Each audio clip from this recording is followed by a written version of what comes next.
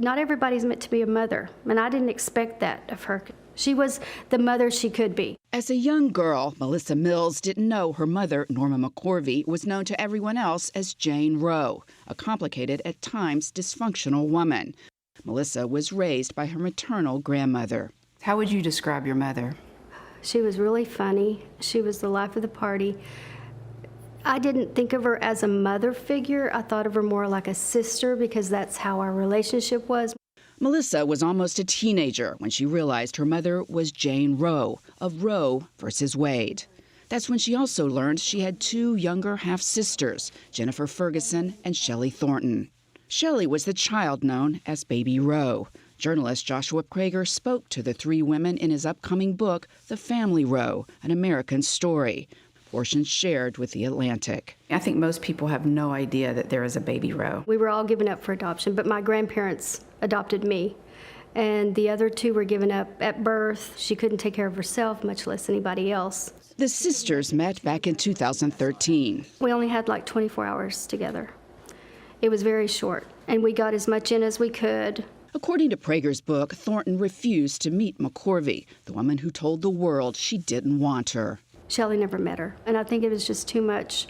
And I understand that when she wanted to abort her.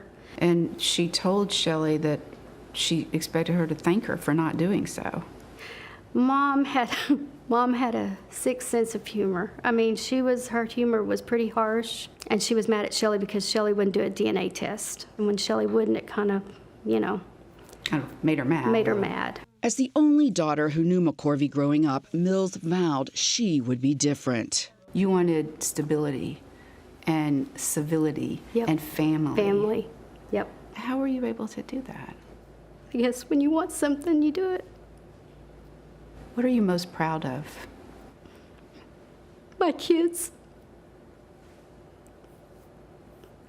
And the way you've been able to be the kind of mother that you didn't have. Right.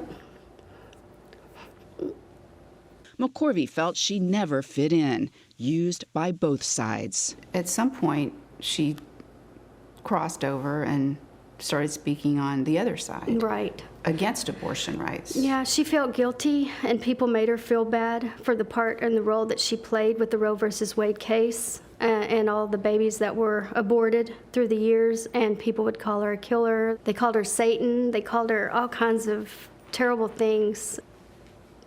It was cruel. McCorvey spent the last year of her life in Texas near Melissa and Melissa's two daughters.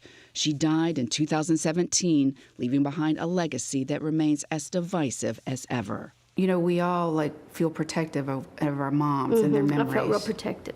Yeah, it seems like I think that's human nature, right? Even if your mom has flaws, that's your mom. What was that like for you? It was hard. But I didn't want anybody to hurt her. And I felt even though she was strong, she was fragile. She was strong but fragile. And you could see that.